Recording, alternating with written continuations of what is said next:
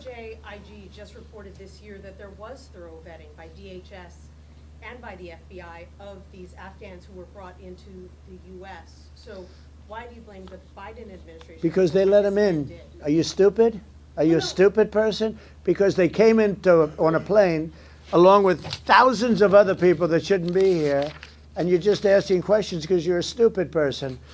And there's a law passed that it's almost impossible not to get them out. You can't get them out once they come in.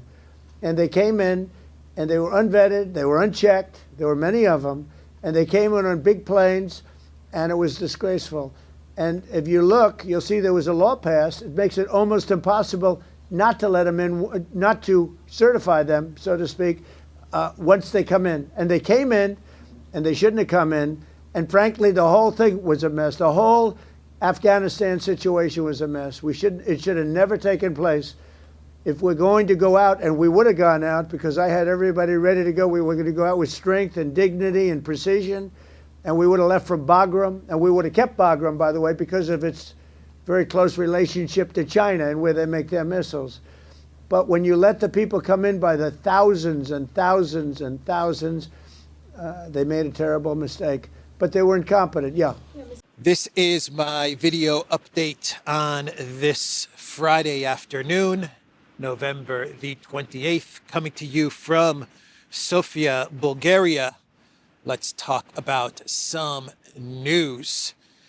And before we get to the main news topics for today, how about hitting that like button and maybe sharing this video out? And if you like this channel, you can subscribe to this channel. The choice is yours, but come on.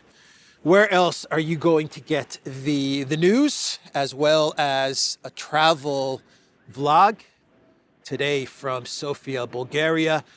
And you are also going to see some beautiful art, like this beautiful sculpture here in the city center of Sofia, Bulgaria.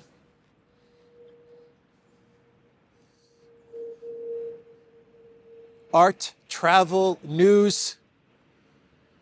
Come on, hit that like button. Come on. All right. Let's talk about today's news topics. And we've got a lot of ground to cover. So let's start it off with some breaking news. And that is the Naboo home and office raid of Alibaba. How's that for a title? Naboo raids the home and offices of Alibaba. Naboo, the Ukraine anti-corruption office set up by the collective West, by the United States and Europe back in 2015, they raided the home and offices of Andrei Yermak, Alinski's muscle, his entertainment lawyer, the man behind the curtain, Andrei Yermak, who was just in Geneva hanging out with Rubio, negotiating with U.S. Secretary of State Rubio, and many people in Ukraine, many media analysts in Ukraine, they claim that Alinski sent Yermak to be the chief negotiator in Geneva in order to avoid Naboo investigators.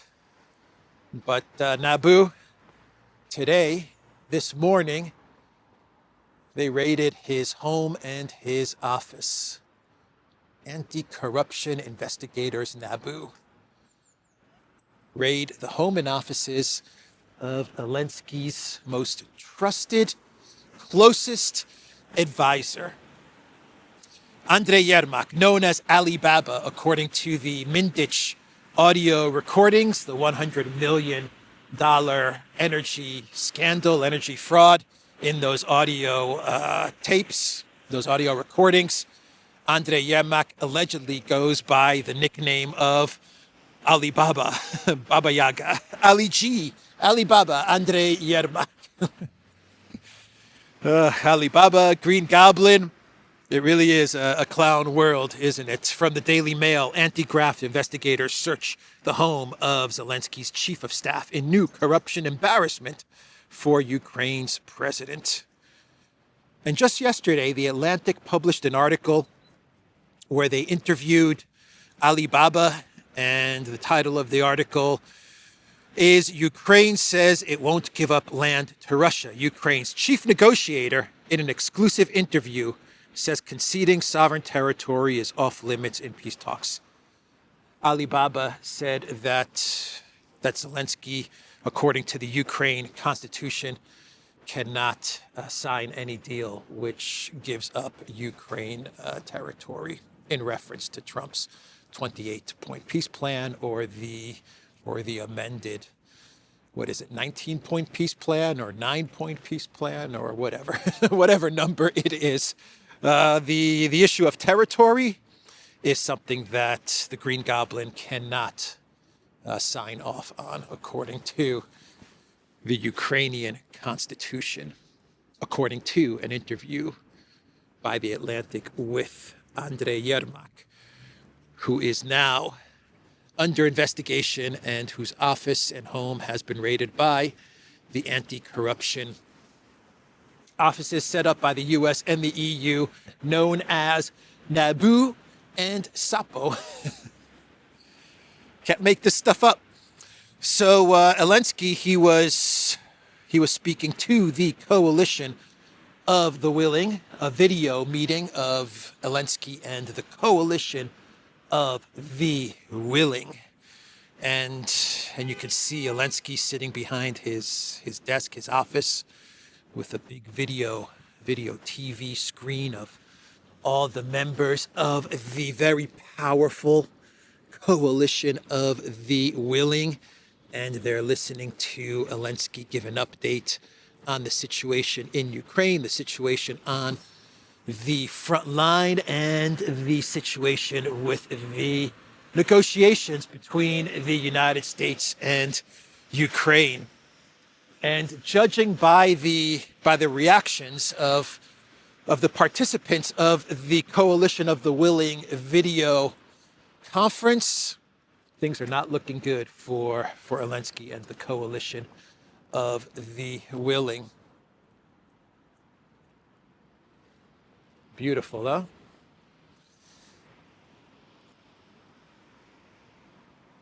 The Alexander Nevsky Church. Alexander Nevsky. Here in Sofia, Bulgaria. The Cathedral of Saint Alexander Nevsky. Let's go here, and then we'll walk towards the cathedral. Some more beautiful sculptures, monuments, statues.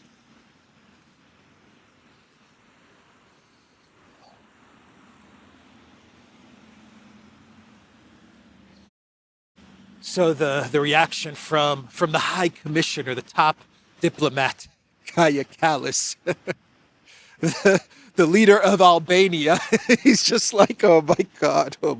He's like, oh, how did we get into this mess? How did we get into this mess? Coalition of the losers. You have Maloney, the reaction from Maloney. Just a couple of weeks ago, she was hugging and hanging out with Alinski, or a couple of months ago, she was hugging and hanging out with Alinski, Maloney, and you can just see from her reaction that things are going really, really bad as Alinski is briefing the coalition of the losers. Did I say losers? I meant coalition of the willing. My mistake. I misspoke. But Macron is the best. Little Napoleon, his reaction. Oh my God. What's going on here? What am I listening to? Little Napoleon. Macron. Yeah, that was his reaction listening to Alinski. So what do you do when a scandal like this breaks out, 100 million energy scandal, perhaps implicating Alinski's number two, Mr. Yermak, Alibaba. Who knows? Maybe it will even go all the way to the top. Maybe this Naboo investigation will even get the Green Goblin. What do you do if you are a country that is part of the collective West, part of the Five Eyes? Well, you give more money to Ukraine. That's what you do. Corruption scandal breaks out. Andrei Yermak's home and office is raided. What do you do if you are Australia and New Zealand? You decide to give 65 million to NATO so that they can send weapons to Project Ukraine. That is the announcement coming out of Australia and New Zealand. They join forces to fund NATO weapons for Ukraine. Bravo. Well done. Well done, Australia and New Zealand, the governments of Australia and New Zealand. What is that? What is down there? That looks interesting. Let's go check it out. 65 million, not much. Not much for Alinski and Yermak. That's a cup of coffee for those guys. So Christiane Amanpour, she interviewed Kuleba the other day, the former foreign minister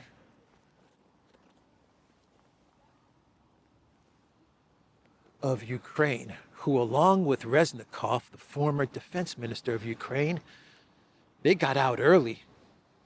They got out of Project Ukraine early. Those are the two smartest guys right there. Kuleba and Reznikov.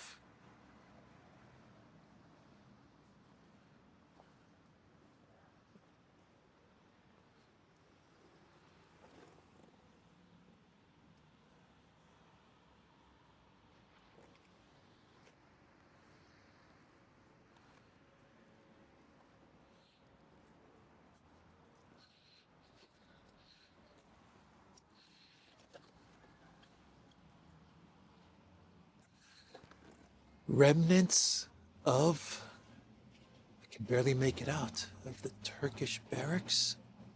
Is that what it says? I believe that's what it says. I'm not sure. 1873, it's hard to read. Fascinating.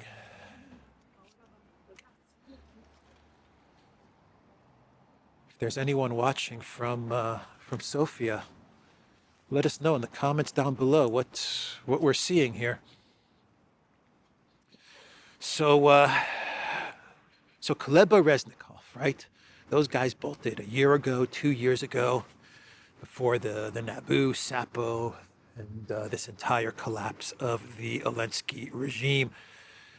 And Christiane Amanpour, a very sophisticated journalist and international correspondent, she enjoys interviewing Kuleba. She's had him on her show many times. And so she asked Kuleba, Mr. Former Foreign Minister of Ukraine, I'm Christiane Amanpour, international correspondent and a very sophisticated journalist. What are your thoughts on the 28-point peace plan, which, by the way, Mr. Foreign Minister, according to my investigation, is 28 points. It is a 28-point peace plan with 28 points. What are your thoughts, Mr. Foreign Minister Kuleba? And Kuleba told Christiane Amanpour, forget about the 28-point peace plan. The 28-point peace plan, he said, is a list of Russian ultimatums. And he basically said to forget about it. And then Christiane Amanpour asked Kuleba, Mr. Kuleba, what do you make of the corruption investigations into Zelensky's administration? And then Kuleba said, corruption investigations? What corruption investigations? I gotta go. I got a yoga class that I need to get to. Christiane, I'll see you later. What corruption? I'm just joking about that part.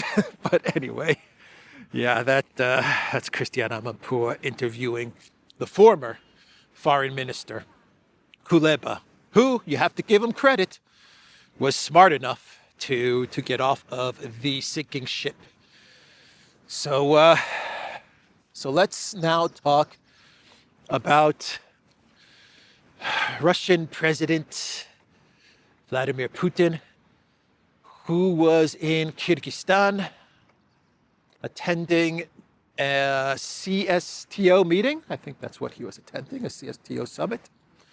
And I believe that Russia is going to take over the presidency of the CSTO in a month or two.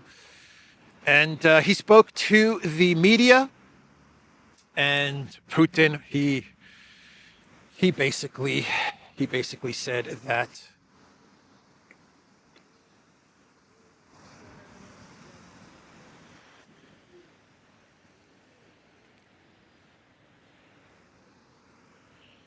there's going to be no 28-point peace plan in its current form. Forget about the Ukraine-Rubio amended 19-point peace plan. He said forget about all that stuff. It's Istanbul plus, at a minimum. Istanbul plus June 2024 root causes with regime change. Alinski must go. That was Putin's message to the media.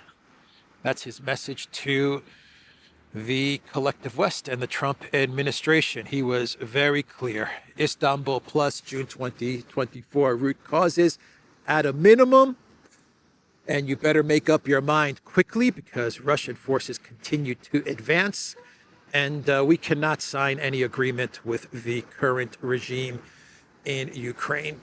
So there's going to also have to be some sort of a change in the regime in Ukraine in order to get to any deal, in order to sign any deal.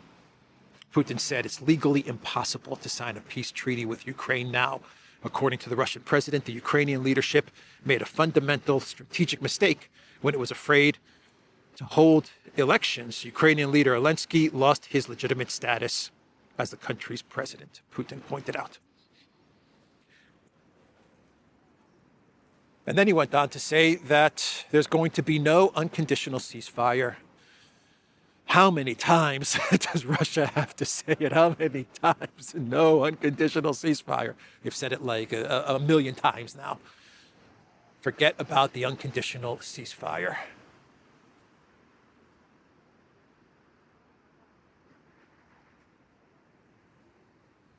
But he said it again. Forget about the unconditional ceasefire.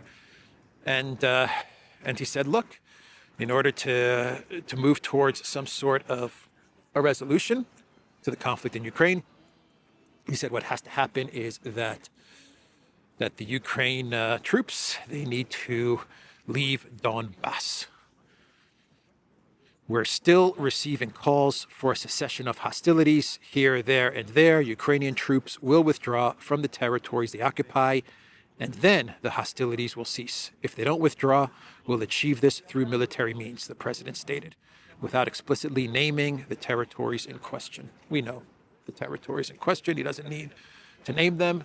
Putin then went on to talk about the situation on the front, specifically the Zaporozhye direction, where he said that the Russian military is advancing very fast, faster than anyone had anticipated. And he said that the Ukraine forces are in danger of collapsing, not only in the south, but across the entire front. And then he also talked about casualties in October. I believe the number that he put out there, I could be wrong, but he said 47,000 casualties is what Ukraine suffered in October. He then went on to say that they recruited 16,000. Ukraine recruited 16,000 soldiers in October, and 15,000 returned from hospitals. So basically his point was that Ukraine is losing more soldiers, or at least in October, they lost more soldiers than they actually were able to recruit or send back to the front. Вот в октябре, по-моему, 47 тысяч с лишним было потерь. 47,5 тысяч. они набрали по мобилизации, по насильственной мобилизации, на самом деле, где-то 16,5 тысяч и где-то около 14,5 или 15 вернули из госпиталей. Но если все посчитать, точно с 10 долями, то минус получается 15 тысяч. А в предыдущем месяце минус был 10 тысяч. То есть разрыв постоянно увеличивается. Yeah, so Putin's point was that you're losing more than you're actually able to recruit to the conflict. And he basically said this gap is widening and widening. So that was Putin's message there. And he also talked about Europe and how they continue to put out the narrative that Russia is going to invade Europe after Ukraine. If Russia wins in Ukraine, then they're going to invade Europe or start some sort of a conflict with Europe. And Putin said, this is ridiculous. He said it's absolutely ridiculous that Russia is going to go after Europe. He even said that we'll provide, as Russia-ridden, security guarantees. You see, you want security guarantees? There you go. Putin is saying security guarantees that you go on and on about. Well, we'll give you security guarantees with regards to Europe. We'll give you a European security guarantee.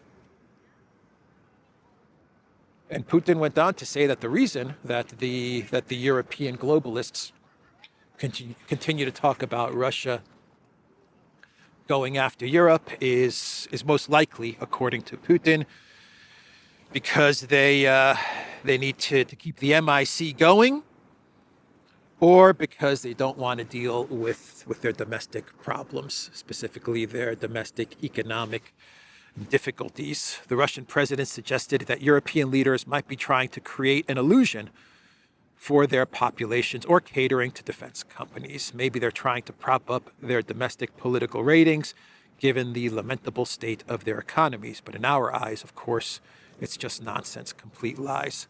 Putin also went on to tell a reporter about the German economy, saying that the German economy is in recession for 3 years now. And the reason that the German economy is in recession for 3 years and going on 4 is because it has cut off cooperation with Russia, specifically energy and gas cooperation with Russia. Putin actually said it's not too late for Europe to turn things around if they want. It's still not too late for Europe to turn things around, but I don't see it happening.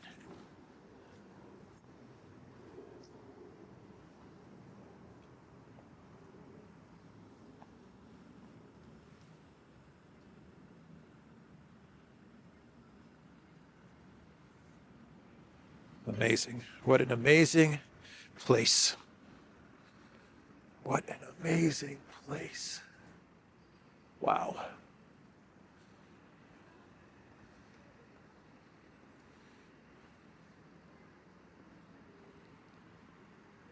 All right. Finally, Putin on Witkoff.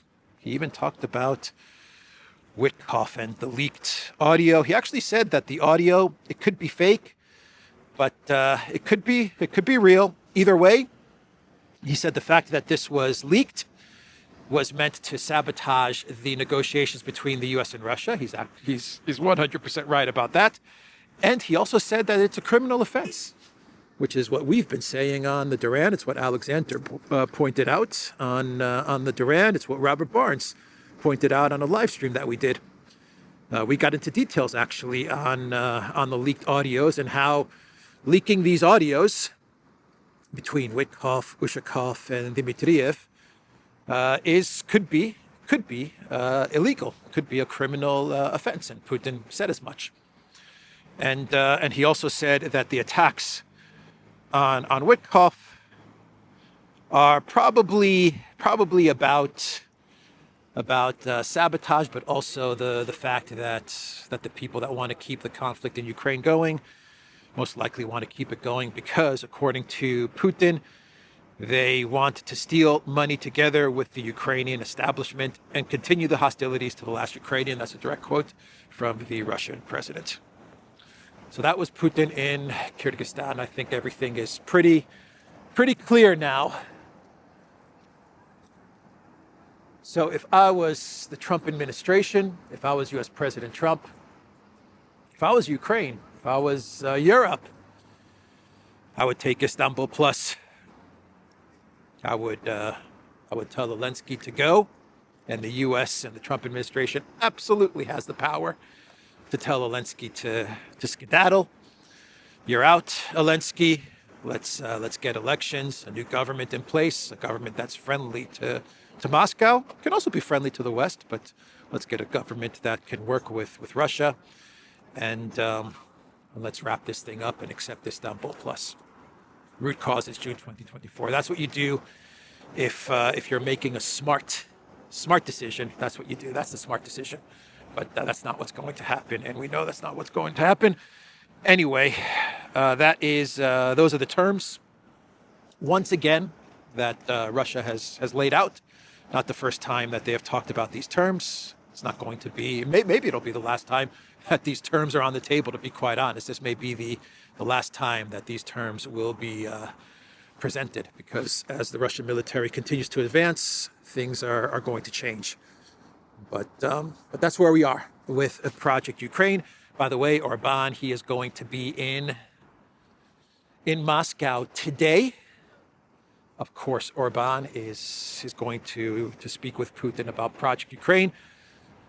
I would not be surprised if Orban spoke with Trump, and he is going to deliver some messages from the White House from Trump. That would not surprise me at all. And Orban is also going to speak to Russia about energy and oil and the purchase of the Serbian energy refinery company, NIS, I believe it's called, by the Hungarian company MOL. And these were the companies that were going to fall under Trump's Rosneft Lukoil sanctions that have come into effect, actually. And so they had some big problems that they had to deal with because of the oil sanctions by the Trump administration. So the workaround that they came up with, the deal that came into place, was that MOL of Hungary was going to buy the Serbian oil and energy company, and Orban needs to go to Moscow, I imagine, to figure all of this out, to finalize the deal, because I believe it was Lukoil had stakes in both of these companies in Hungary and in Serbia. But the main reason for Orban's visit, obviously, is to talk about Project Ukraine, the only sane and rational voice in Europe. Orban and Fico, the two rational, sane voices in Europe when it comes to Project Ukraine. We also got the news that Putin will be going to India on December 4th and 5th, since we're talking about Russian oil, and Trump always going on about how he was successful to get India to stop doing business with Russia, to stop purchasing Russian oil. Well, Putin's going to be going to India to see his good friend Modi on the 4th and the 5th, which is a clear signal that the whole policy of Besit and of Trump to break India off of Russia and off of BRICS has failed and will fail. So let's shift gears and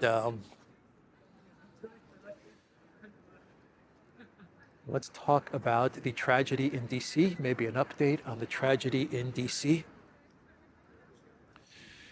And yesterday I reported that both of the National Guard's soldiers, National Guard soldiers, that they died in this shooting in DC. Later on in the evening my time, there were reports that they underwent surgery and they were going to possibly make it. They were going to possibly survive. Unfortunately, this morning I woke up and one of the National Guard's soldiers, she died from the shooting. After the surgery, she did not make it. So rest in peace. The other person that was shot is still in critical condition. This was confirmed by U.S. President Trump, by the way. The update on the shooter is that this person was working with the CIA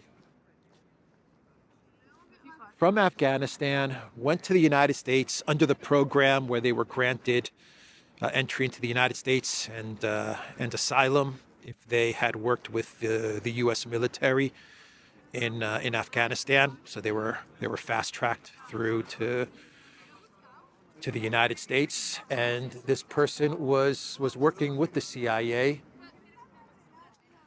in Kabul, and this was confirmed by Ratcliffe. Afghan suspect in DC shooting had worked with CIA. This person reportedly helped guard U.S. troops at Kabul airport after the Taliban takeover. So that news was also announced.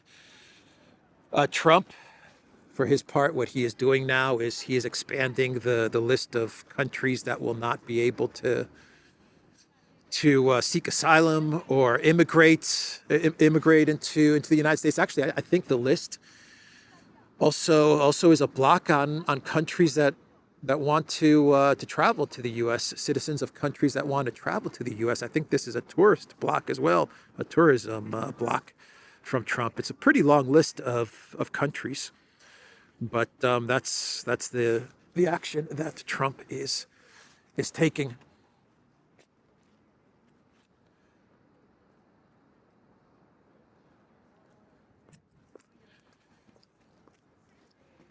He also spoke to the media about Venezuela, and he said that there is going to be some sort of a land operation in order to get to the traffickers, the fentanyl traffickers, of which very little to none, that's my understanding of things, comes from Venezuela. But the narrative is fentanyl from Venezuela, and Maduro is in charge of some sort of non-existent drug cartel, and this non-existent drug cartel has been placed on the terrorist list. And Trump is now saying, forget about operations by sea. We are now going to begin operations. Let's look at this church. Operations by land. Which, if true, then that pretty much means a military operation against Venezuela, right? What else could he mean when he says land operations in order to stop the fentanyl drug trafficking by Venezuela? That means some sort of military operation into Venezuela.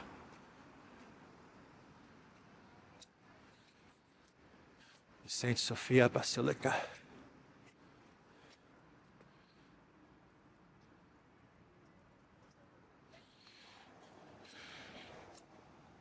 Let's see the quote from U.S. President Trump. You have probably noticed that people do not want to deliver cargo by sea, and we will start obstructing them on land as well. It's easier on land, but this will start very soon, according to Trump.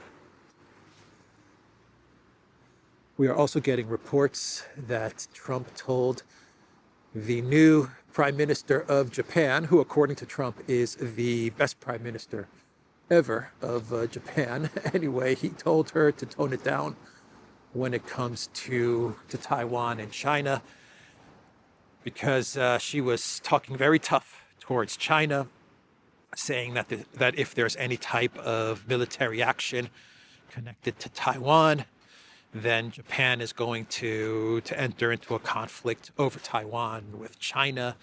And then Xi Jinping actually called Trump, which is pretty unprecedented for a Chinese leader to call a U.S. leader. Hasn't happened in a long time.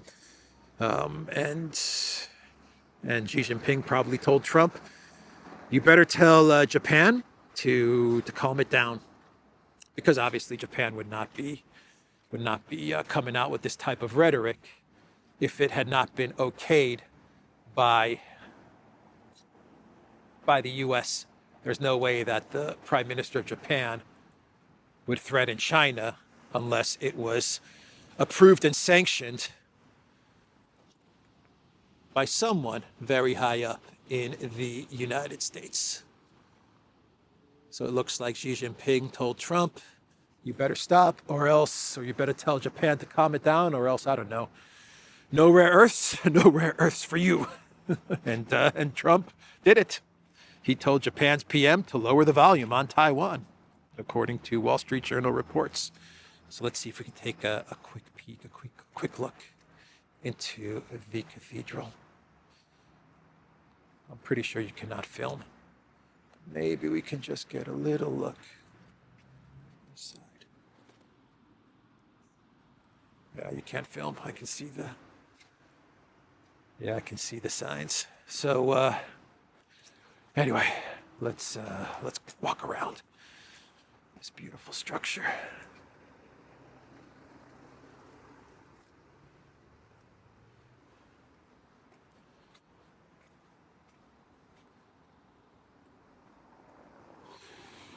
So, what else? What else should we talk about? How about some clown worlds? How about we wrap things up with a couple of clown worlds? It's been a long video. We've done some good sightseeing. So the first clown world is a good one. Real good one. Remember the whole Louvre robbery, that heist that happened at the Louvre? Well, according to the Times UK, there's some sort of Slavic connection. That's right. There's a Slavic connection according to the Times. Of course there is. And when they mean Slavic connection, they mean Russian connection, right? That's what they mean when they talk about a Slavic connection.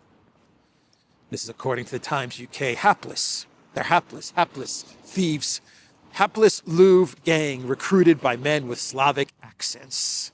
According to Mats Nilsson, French police stated that the Algerian thieves who committed the daring robbery in October were hired by people with a Slavic accent. But that's not all. The Times today, citing the French police, reported high-ranking French officials suggested that the robbery might be connected to attempts by Eastern Europeans to destabilize the situation in France, and French intelligence tracked that the trail leads to Russia. Of course it does. Of course it does. Did you have any doubts? I had no doubt. I had no doubt that eventually they would connect this to Russia, of course. The hapless Louvre gang recruited by men with Slavic accents. Oh, man. Did they catch all of those guys? I don't think they caught all of the thieves, did they? I believe they caught maybe one or two at the airport, but I think a couple of them might have gotten away, so they're not that hapless if they got away.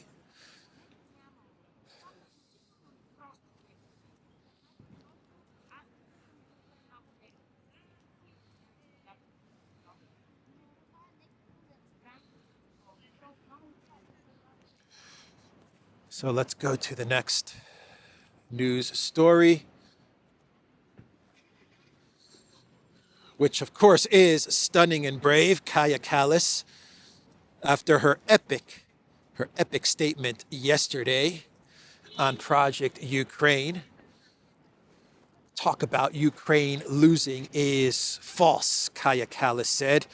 And then she went on to say that Russia, in the last 100 years, Russia has attacked or invaded 100 countries. Quite an interesting comment from Stunning and Brave. But she went on to, I believe this was a Ukraine media channel. She went on to this media channel for an interview, and she stated that, and I quote, "A very quick path to peace is not beneficial for Ukraine." There you go. That's a pretty in-your-face admission from the EU. When Kaja Kallas says a very quick path to peace is not beneficial for Ukraine, what she really means is that it's not beneficial to the EU or to the globalists. A quick peace, any peace, is not beneficial to the globalists, to the MIC. That's basically what she means. Quite an admission from Kallas. So that was Stunning and Brave. And a final clown world. How about Merz? I believe he was in Angola, along with other EU officials attending an EU-Africa summit. And according to media reports, Merz did not like the bread in Angola, in Africa. He was complaining about the lack of good bread in Africa. BlackRock Merz. He misses German bread for breakfast in Angola, according to media reports. Merz, he's very particular about his bread. BlackRock Merz.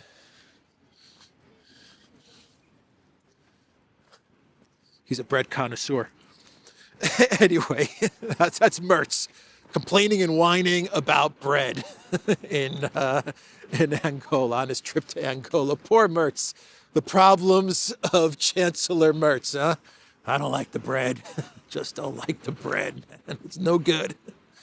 I just want to go back to Germany where there's good bread. BlackRock Merz. Everybody, that is the video. theduran.locals.com. We're on X, we're on Rumble, we're on Telegram. Go to the Duran shop, pick up some merch. And also check us out on Substack. We are on Substack, and I am also trying to put up articles every other day on Substack and on Locals. Articles exclusive to Substack and Locals, so check us out there. I will see everybody tomorrow.